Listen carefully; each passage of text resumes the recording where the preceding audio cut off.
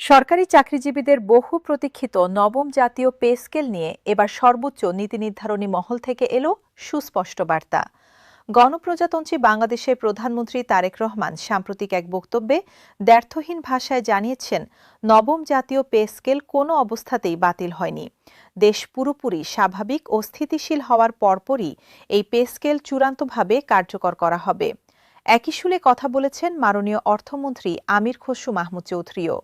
দুই নেতার এই সমন্বিত বার্তায় দেশের প্রায় ২০ লাখেরও বেশি সরকারি চাকরিজীবীর মধ্যে নতুন করে আশার সঞ্চার হয়েছে।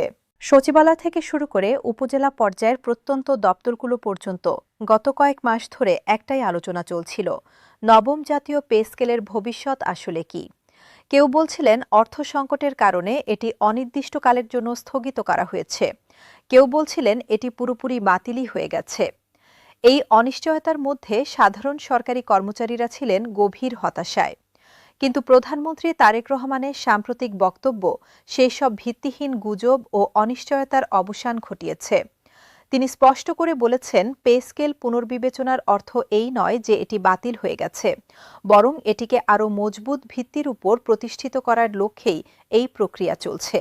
প্রধানমন্ত্রী তার বক্তব্যে বিশেষভাবে উল্লেখ করেছেন যে বর্তমান বৈশ্বিক ও দেশীয় অর্থনৈতিক পরিস্থিতি অত্যন্ত জটিল। এই পরিস্থিতিতে তাড়াহুড়ো করে কোনো বড় অর্থনৈতিক সিদ্ধান্ত ঘোষণা করা হলে তা দীর্ঘমেয়াদে দেশের অর্থনীতিতে বিরূপ প্রভাব ফেলতে পারে। অনিয়ন্ত্রিত মুদ্রাস্ফীতি এবং রাষ্ট্রীয় কোষাগারের উপর অতিরিক্ত চাপের মতো পরিস্থিতি এড়াতেই তিনি সুনির্দিষ্ট সময়সীমার কথা জানিয়েছেন। তার মতে জনগণের পূর্ণ ম্যান্ডেটপ্রাপ্ত একটি স্থিতিশীল সরকারের হাত দিয়েই কেবল এই ধরনের ঐতিহাসিক ও দীর্ঘমেয়াদী অর্থনৈতিক সিদ্ধান্ত সফলভাবে বাস্তবায়ন করা সম্ভব। প্রধানমন্ত্রী আরও বলেছেন, একটি দুর্বল ও ত্রুটিপূর্ণ কাঠামো তাড়াহুড়ো করে চালু করে পরে বারবার সংশোধনের চেয়ে শুরুতেই সময় নিয়ে সঠিক ও নির্ভুল সিদ্ধান্ত নেওয়া অনেক বেশি বিচক্ষণ পদক্ষেপ। এই দৃষ্টিভঙ্গি তার রাজনৈতিক পরিপক্বতার পরিচয় দেয়। তিনি একটি স্থিতিশীল সরকার গঠনের পরপরই নবম জাতীয় পে স্কেল কার্যকর করার রোডম্যাপ ইতোমধ্যে প্রস্তুত রাখার নির্দেশ দিয়েছেন।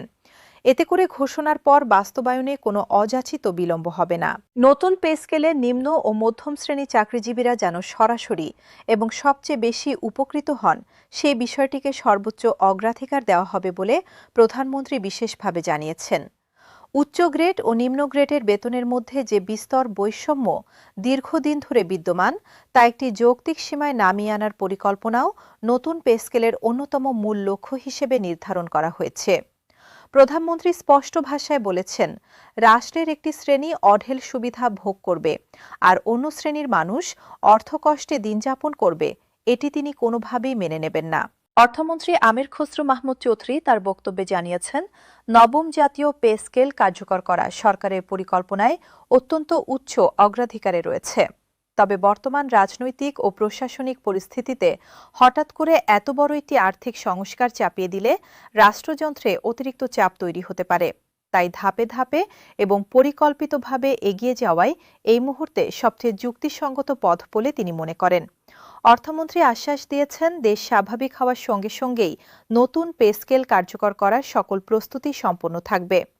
বিশ্লেষকরা বলছেন, প্রধানমন্ত্রী ও অর্থমন্ত্রীর বক্তব্যে যে পূর্ণ সামঞ্জস্য রয়েছে, তা থেকে স্পষ্ট বোঝা যাচ্ছে সরকারের সর্বোচ্চ পর্যায়ে এই বিষয়ে ঐকমত্যভিত্তিক একটি সিদ্ধান্ত ইতোমধ্যে গ্রহণ করা হয়েছে।